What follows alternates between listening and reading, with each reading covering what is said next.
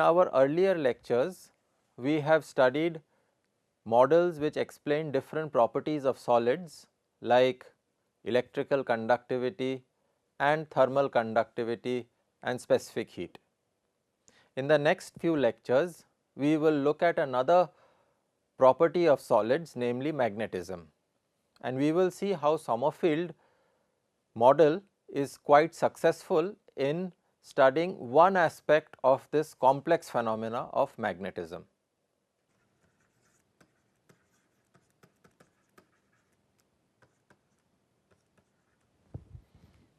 So, we will try and understand the phenomena of magnetism and a certain aspect of this phenomena of magnetism using Sommerfeld's model. Now, magnetism is a phenomena which is very old, it is very ancient, and one knows the presence of magnets since ancient times, and a lot of metals and solids exhibit the phenomena of magnetism. And magnetism can be basically derived into three main categories. One is the phenomena of ferromagnetism,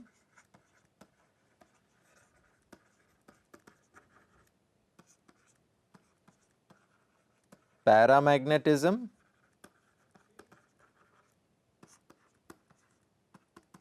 diamagnetism.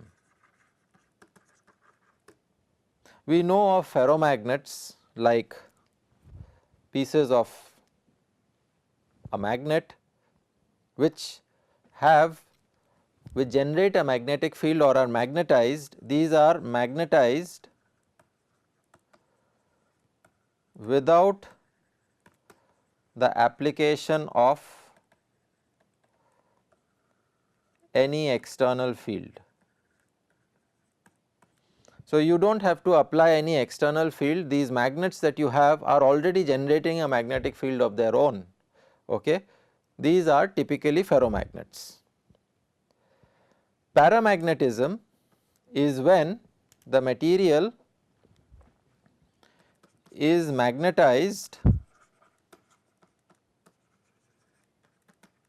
in the presence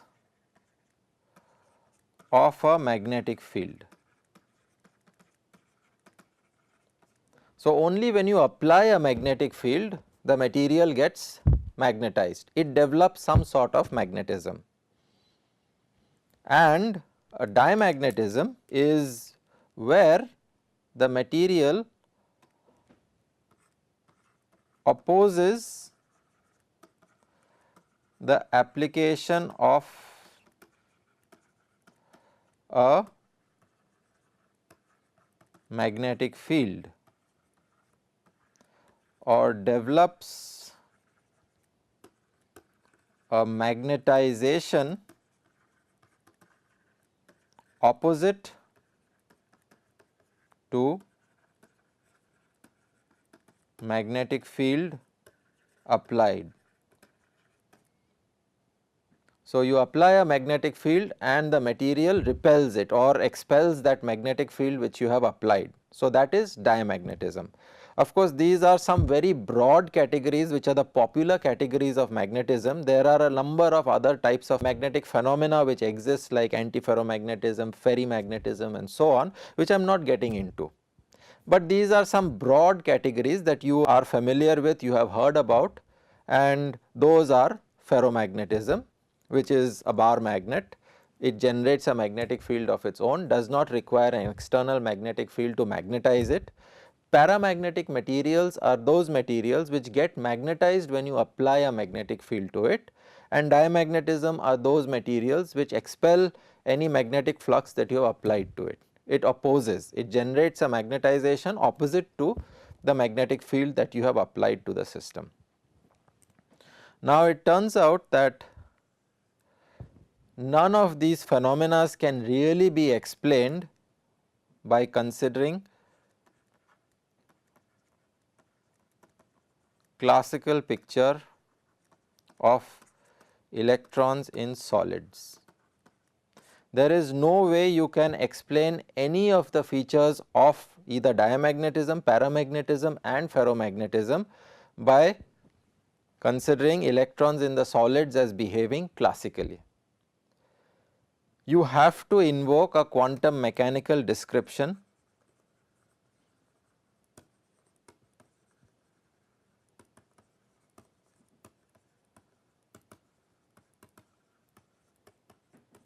electrons in the solid to describe any of the magnetic phenomena. So, by default Drude's theory cannot explain any of these features. Some of it can be explained within the Sommerfield's picture, and especially I will just look at the phenomena of paramagnetism and will try to explain it within the purview of Sommerfield's model. The ideas which have been developed within the Sommerfield's model, we will try and understand the paramagnetic phenomena or the phenomena of paramagnetism by using the quantum mechanical description of electrons inside the solid. Now, what is paramagnetism? Paramagnetism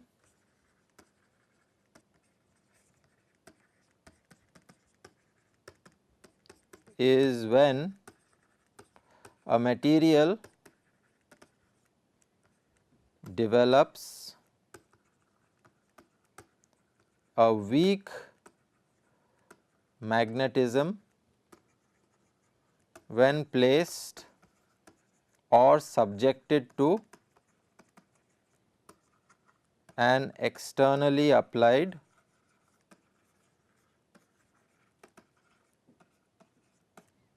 So, you take a material, you have a sample of some metal and you place it in a magnetic field. You apply a magnetic field to this metal and what you will find is that the metal will develop some magnetization.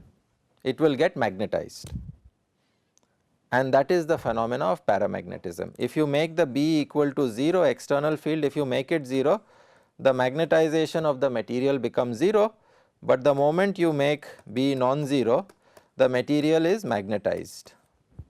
It will develop something like north poles and south poles. It will start behaving like a bar magnet only if you apply an external field to it. And a very striking demonstration of this phenomena is that liquid oxygen also shows paramagnetism, and you can see this phenomena in this demonstration. You have a bar magnet which is shown here, and these are the two poles of the bar magnet, and between the two poles of the bar magnet the scientist is now pouring some liquid oxygen, and what you see is that the liquid oxygen is stuck in between the poles of the magnet. They are not leaving the poles. It looks like the liquid oxygen is boiling, but it is not falling off. Only when you put a finger through it you can remove the liquid oxygen. So, nothing, there is no solidification, nothing is happening. The liquid oxygen is between the poles of the magnet. So, what is happening here is that the oxygen is getting magnetized and it is getting stuck in the bar magnet. The oxygen atoms which are present inside the liquid oxygen, when you pour it through the, so you have poles of the bar magnet which are applying some field, and when the oxygen atoms are coming inside these poles, they are getting magnetized and they are getting attracted and stuck in between the magnet, they cannot flow. And so, this is a phenomena of paramagnetism shown by liquid oxygen, that the oxygen atoms are getting magnetized in the presence of an external field. Okay. And just like this phenomena where the oxygen atoms get magnetized and get stuck in a magnetic field, similarly metals also develop a weak magnetism when placed in a magnetic field, and that is what we will explore in the next lecture.